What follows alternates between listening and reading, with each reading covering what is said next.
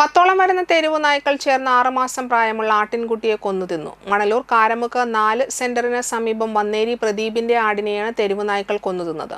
വ്യാഴാഴ്ച രാവിലെയാണ് സംഭവം. കൂട്ടിലടച്ചിരുന്ന 3 ആടുകളിൽ നിന്ന് ഒന്നിനെയാണ് കൂട്ടിൽ നിന്ന് കടിച്ച് വലിച്ചിഴച്ച് വീടിന് സമീപത്തെ കാട് പിടിച്ചു കിടക്കുന്ന പറമ്പിലേക്ക് കൊണ്ടുപോയി കൊന്നുതിന്നത്. ആടുകളുടെ കൂട്ടക്കരച്ചിൽ കേട്ട വീട്ടുകാരും അയൽവാസികളും ഓടിക്കൂടിയെങ്കിലും നായ്ക്കൾ ആക്രമണകാരികളാകുമെന്ന ഭീതിയിൽ അരികിലേക്ക് പോയില്ല. വീട്ടുകാരും മറ്റും നോക്കി നിൽക്കെയാണ് നായ്ക്കൂട്ടം ആടിനെ പൂർണ്ണമായും തിന്നു തീർത്തത്. വിവരമറിഞ്ഞ വാർഡംഗം വി സജീന്ദ്രന്റെ നേതൃത്വത്തിൽ എത്തിയവർ ചേർന്ന് നായ്ക്കളെ തുരത്തിയാണ് ആടിന്റെ എല്ലും തൊലിയും തലയും കുഴിച്ചിട്ടത്.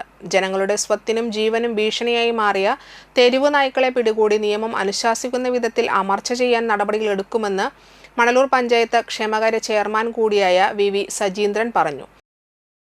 പഞ്ചായത്തിൽ വളരെ പ്രശ്നങ്ങളുള്ള പല ഏരിയകളുണ്ട്.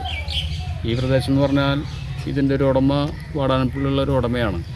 അവർ ഈ പരിസരത്ത് ഇവരുടെ ഭൂമിയിൽ വന്ന് അത് കാട് പിടിച്ച് കിടക്കുന്ന സ്ഥലം അതൊന്ന് വെട്ടി ക്ലിയർ ആക്കാത്തതിൻ്റെ ഭാഗമായിട്ട് ഇവിടെ തെരുവ് നായ്ക്കൾ, കുറുക്കൻ എല്ലാം ഇതിൻ്റെ ഉള്ളിൽ വാസിക്കുകയാണ്.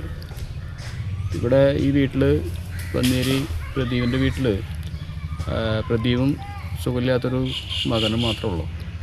രാത്രിയിലാണ് ആടിൻ്റെ കൂട്ടിൽ നിന്നാണ് വലിച്ചു കൊണ്ടുപോയി ആടിനെ മുഴുവൻ തിന്നു തീർത്തിരിക്കുകയാണ്.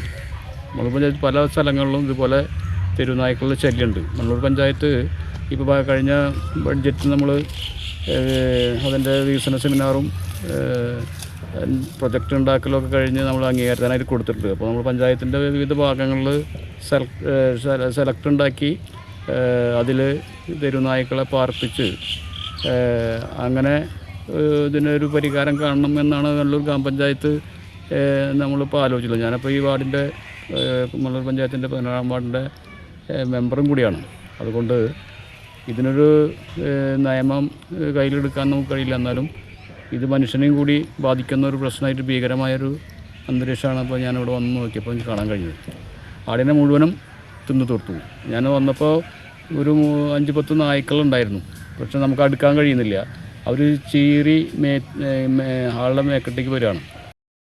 തെരുവ് നായ്ക്കൾ വീണ്ടും ബാക്കിയുള്ള ആടുകളെ കൂടി ആക്രമിച്ചു കൊന്ന് തിന്നുമെന്ന ഭീതിയിൽ ജീവിതോപാധിയായ മറ്റാടുകളെ വിറ്റൊഴിവാക്കാനുള്ള ശ്രമത്തിലാണെന്ന് വന്നേരി പ്രദീപ് പറഞ്ഞു.